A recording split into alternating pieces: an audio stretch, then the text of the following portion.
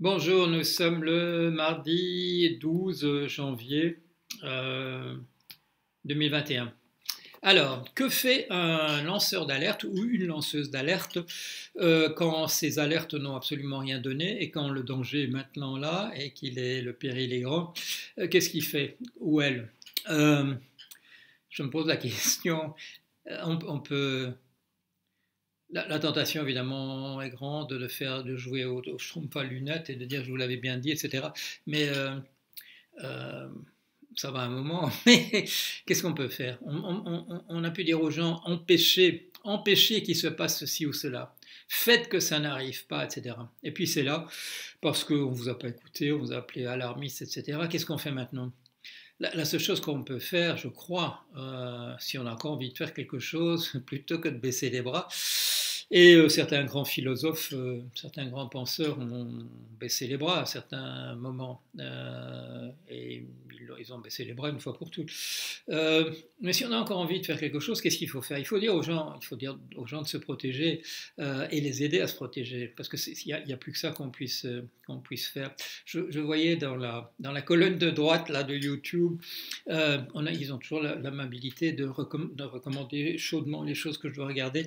Et souvent, parfois, c'est pratiquement que des vidéos de moi. Il doit y avoir quelque chose qui ne marche pas trop dans leur algorithme. Ou alors, voilà, ils m'encouragent moi aussi à tenir compte de ça. Et ce qui est écrit là, c'est mutation ou effondrement. Voilà, une vidéo de moi il y a un an. Le problème maintenant, c'est qu'on peut enlever mutation, il n'y a plus qu'effondrement. Qu'est-ce qu'on peut faire?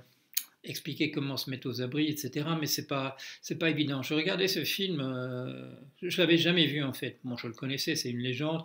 C'est ce film La Bombe qui a été fait, c'était quoi en 62, 63, par cet Anglais, Peter Watkins, j'ai bon souvenir, qui a aussi fait ce film remarquable sur une bataille historique au XVIIIe siècle en Écosse, Culloden. Il avait fait ce film en disant voilà ce qui se passerait s'il y avait une guerre, une guerre thermonucléaire. Et c'est extrêmement réaliste, c'est très bien fait. Point de vue des maquillages, je vous assure que on n'a pas envie d'en demander. Mais qu'est-ce que ça montre? Ça montre que quand un certain type de danger est là, il n'y a pas grand-chose à faire. Et ce qui montre aussi, c'est que se mettre aux abris, c'est non. Il n'y a pas d'abri qui tienne contre un certain nombre de catastrophes. Que peuvent faire maintenant les pauvres Américains qui, pendant 5 ans, n'ont pas, je ne vais pas dire qu'ils n'ont pas écouté moi, parce que je ne parlais pas même dans leur langue, mais qui n'ont pas écouté quelqu'un qui disait exactement la même chose, M. Robert Reich, ancien secrétaire d'État dans leur pays. Je n'ai jamais vu qu'il y ait eu de très grosses audiences à regarder ce que disait M. Robert Reich. Il a sûrement été aussi un des premiers à appeler Trump un fasciste. Maintenant, tout le monde l'appelle fasciste. Enfin, peut-être pas juste, peut-être pas sa femme et sa fille. Euh, mais vous pouvez regarder les titres du Washington Post, du New York Times, euh, du Los Angeles Times, du Boston Globe. Il y a fasciste 15 fois sur la première page. Mais ça a pris du temps et il a fallu un coup d'État. J'ose même pas dire un coup d'État raté, ça peut être simplement voilà, la répétition générale, ce qui nous annonce maintenant du côté des suprémacistes blancs, néo-nazis, etc., c'est 50 fois la même chose. Et quand je dis 50 fois, c'est pas pour le plaisir, c'est parce qu'il y a 50 États et ils veulent le 17, c'est quoi? C'est dans 5 jours, ils veulent faire une prise du Capitole de chaque État là. Alors, le problème aussi, c'est quand dans les forces qu'il faut mobiliser, la garde nationale, la police municipale, la police du Capitole, euh, il y a au moins la moitié des gens qui sont des sympathisants de Trump. Alors on peut en mobiliser, voilà, on va mobiliser 15 000 voilà, garde nationale, on va mobiliser 15 000 à Washington pour l'inauguration de M. Biden le 20, ça c'est dans 8 jours. Mais dans ces 15 000, il y en a combien qui seront des partisans en fait de Trump et qui auront été convaincus par lui que l'élection présidentielle n'était qu'une vaste fraude. Euh, Il a bien fait, il a bien fait. Trump, il a essayé de miner le système postal depuis le début, ce qui me fait penser il avait des conseils. Voilà, c'est pas lui qui a lu la technique du coup d'État de Malaparte quand même. Hein, c'est pas lui, il sait pas lire. Bon, quelqu'un a dû lui dire qu'il fallait miner le système postal dès le départ pour pouvoir après dire qu'on ne peut pas faire confiance aux votes qui viennent par correspondance. Tout ça a été bien mis au point, ce qui rend assez vraisemblable quand même l'opinion de M. Scaramucci que Trump n'est pas l'otage des Russes, il n'est pas quelqu'un qui par hasard aime les Russes parce que ça correspond à son tempérament, que c'est voilà, que c'est un agent. Ça fait penser que je suis en train, oui, je vous l'ai déjà dit, je suis en train de regarder. L'autre jour, j'étais en train de regarder Tinker Tailor Soldier Spy, donc un programme de la BBC à partir d'un roman de John le Carré. Écrit quelques années auparavant, avant 1979. Et puis, et maintenant, je suis en train de regarder un autre qui a été fait 3 ans plus tard, 1982, qui s'appelle Smiley's People, les gens de Smiley. Et là, c'est un roman de 79. Le thème du premier roman, c'est la Russie a placé au plus haut au sommet de l'État un agent à elle qui est dormant depuis 20 ans et puis elle le réveille et tout le système de contre-espionnage britannique est menacé par le fait que à sa tête ou au numéro 2, numéro 3, on ne sait pas, il y a un agent russe. Et celui que je lis maintenant, donc c'est voilà, écrit par John le Carré, M. David Cornwell quelques années plus tard. Là, c'est un honeypot. C'est ce roman qui a Smiley's People qui a rendu l'expression un pot à miel, qui a rendu l'expression voilà, courante. C'est quoi? Bon, c'est le fait d'avoir pu vidéoter, cinématographier, enregistrer de manière ou d'une autre des galipettes sexuelles d'un personnage important qu'on peut faire changer par la suite. Donc, 79, 82, là aussi, ça c'est pas Robert Reich, mais enfin bon, les gens ont lu ces romans, c'est des best-sellers. On a regardé les films et les mini-séries qui ont été faits à partir de ça, mais apparemment, pouf, ça entre dans une oreille, ça sort dans l'autre. Il n'y a personne qui y attache vraiment d'importance à ça. Et je pense à une réflexion de mon ami Jean Pouillon. Quand voilà, dans la querelle entre fonctionnalistes et structuralistes en anthropologie, mais ne partez pas tout de suite, vous allez voir, c'est pertinent.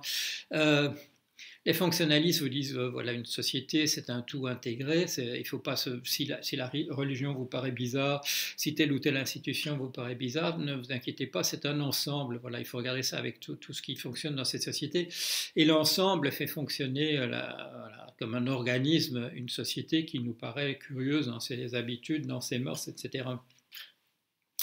Le structuralisme, et il se fait que Pouillon a été secrétaire de Lévi-Strauss très longtemps, et en particulier a dirigé la revue L'Homme, qui avait été créée par Lévi-Strauss, Audrey Cour, Benveniste, un certain nombre de personnes. Et le structuralisme vous dit, bon, c'est un peu, les sociétés, c'est un peu comme un kaléidoscope, voilà, il y a des petits trucs, et puis vous tournez, vous regardez, vous avez une image d'une particulière, puis vous tournez encore, vous avez une image tout à fait différente, etc. Mais tout ça est possible, voilà, comme des structures. Il y a Sapouillon, qui lui était vraiment un anthropologue amateur, et qui avait été dans 2 sociétés, une en Éthiopie et une au Tchad. Il disait comme ça, il n'a jamais vraiment écrit là-dessus, c'est des trucs qu'il racontait surtout à ses amis. Il dit c'est tellement facile de faire fonctionner une société. Moi, je me suis rendu compte en voyant ces deux-là qu'en fait, les êtres humains peuvent faire vraiment n'importe quoi.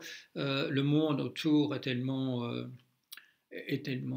favorable, tellement propice. Bon, eux, ils parlaient, bon, pour l'Éthiopie, le climat est sans doute plus clément que la société qu'il a connue au Tchad.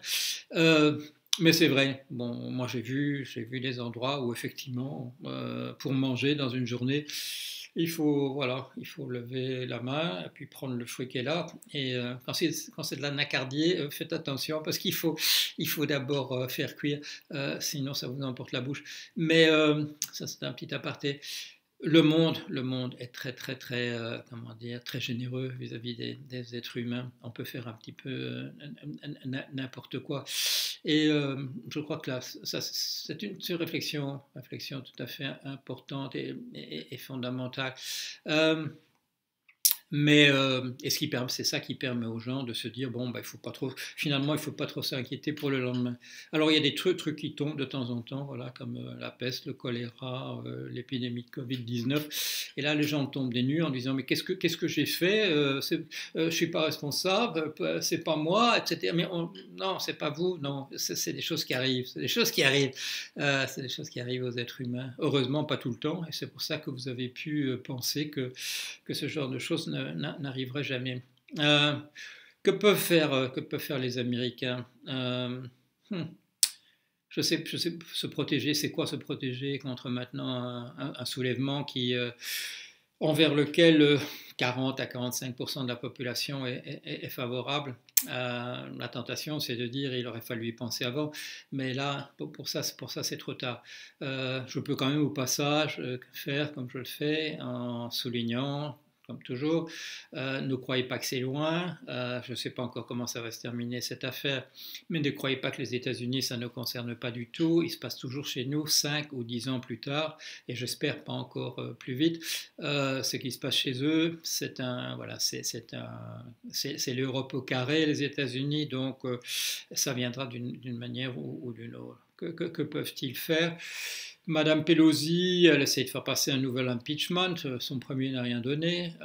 Elle essaie de faire pression sur M. Mike Pence que M. Trump voulait faire pendre par ses troupes en disant on va essayer quand même d'utiliser l'amendement 25 pour se débarrasser de lui. Et lui, il est otage d'un parti qui est majoritairement derrière Trump. Bon, donc ça doit être l'initiative, doit venir des démocrates. Mais que faire? Mobiliser plus de troupes encore, alors que, voilà, si vous mobilisez 1000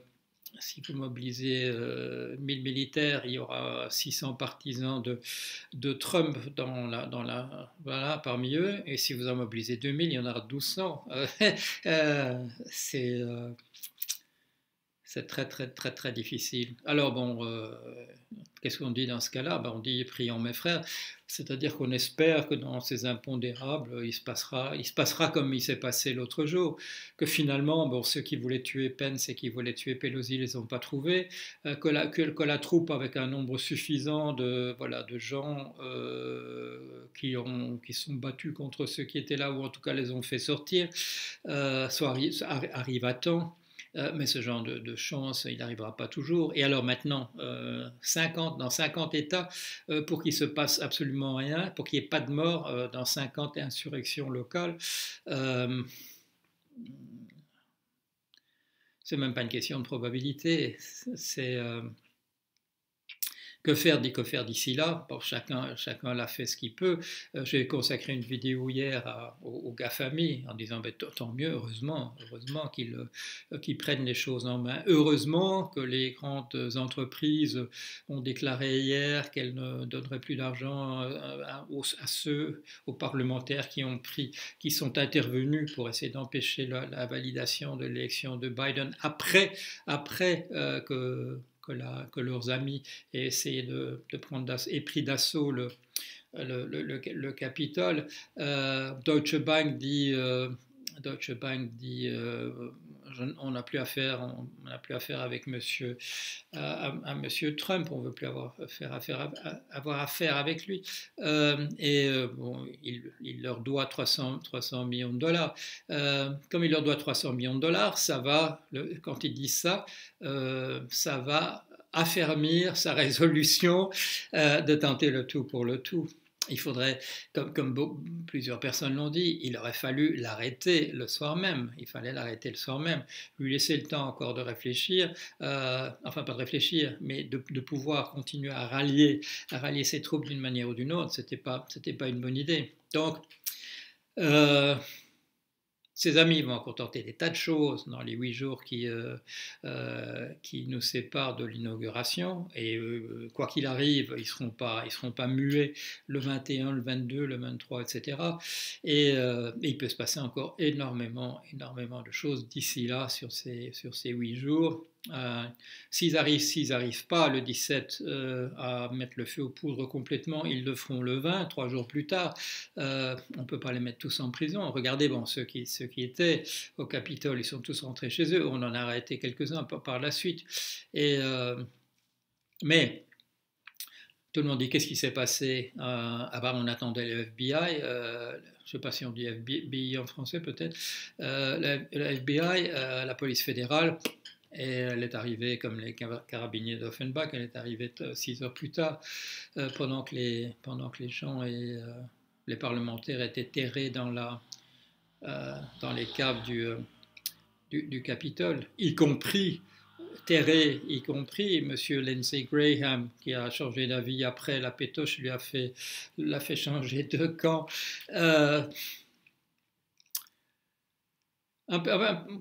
Voilà, un pays qui se dit une grande démocratie, bon, son palmarès est bon, mitigé, alors on va dire mitigé, et qui se trouve dans cet état-là. Ça montre la fragilité de toutes. C'est quoi l'autre nouvelle? L'autre nouvelle, c'est que la Chine aura à renouer avec une croissance de 8%. L'effondrement, c'est l'effondrement de l'Occident. C'est l'effondrement de l'Occident. Qu'est-ce qu'on peut faire? Je sais pas. Là, je suis pas même à réfléchir tout haut. Je suis dans les vapes tout haut devant vous. C'est très, très, très, très compromis. Et alors, bon, que disent les personnalités de gauche?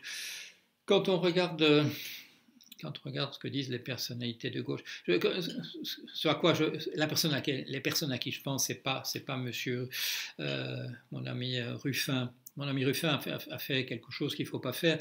Il s'est exprimé là-dessus dans un tweet. Bon, alors je viens de faire la remarque sur mon blog.